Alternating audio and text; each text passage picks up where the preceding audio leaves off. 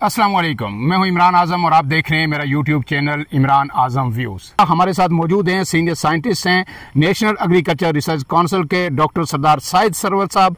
Shahid server साहब का बहुत शुक्रिया।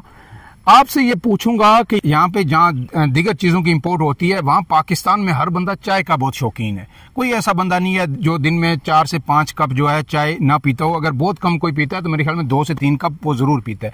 पाकिस्तान चाय बड़ी हद तक जो है इंपोर्ट करता है, लेकिन आपने कुछ पहले माजी में उस पर काम भी किया एज ए साइंटिस्ट, मुख्तलिफ प्रोजेक्ट्स भी आपने शुरू किए। तो हमारे जो आज़ाद कश्मीर या पाकिस्तान के अंदर कौन से एरियाज़ हैं जो सूटेबल हैं चाय की काश्त के लिए?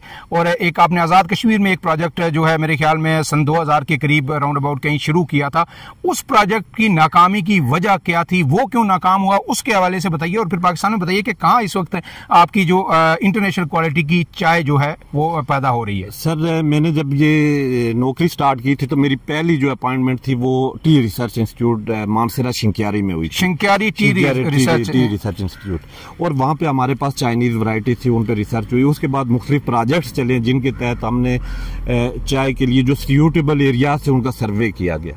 तो असल में चाय के लिए 3 बेसिक चीज़ें होती हैं कि वहाँ की जो मिट्टी है वो एसिडिक हो, वहाँ जो रेनफॉल है वो 1000 मिलीमीटर हो पर ईयर जी, और एनुअली 1000 मिलीमीटर हो, और टेम्परेचर जो है उसके लिए आइडियल जो है वो 25 to 35 degree centigrade.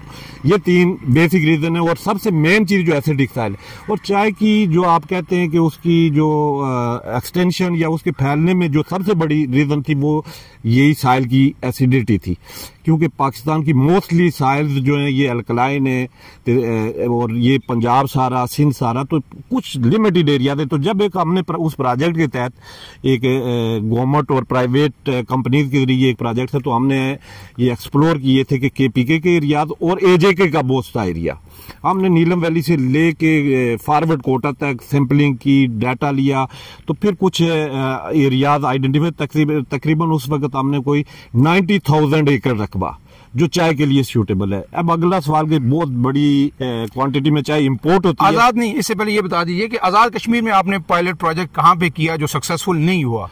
Azad Kashmir में हमने वैसे सर्वे में तो नीलम वैली, जेलम वैली और ये जो लसडन्ना, आजी पीर, ये सारा एरिया हमने, चूरा गली अब्बासपुर के ऊपर, ये सारा चूरा गली, क्योंकि अब्बासपुर में जो नीचे जगह है वो तो अल्कलाइन है, जो चूरा गली वाला और लसडन्ना वाला एरिया था वो एसिडिक था। बहुत अच्छा प्रोजेक्ट था सर।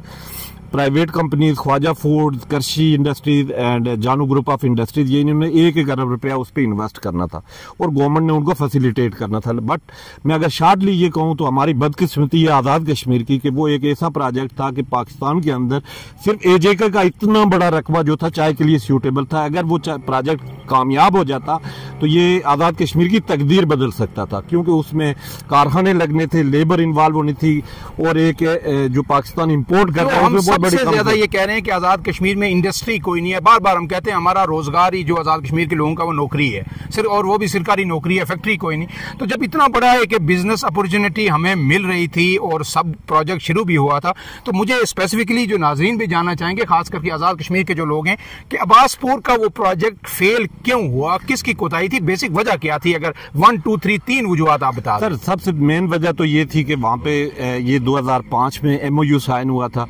5 से लेके 8 तक हमने वहां पे काम किया। इस दौरान 3 गवर्नमेंट्स चेंज हो गई।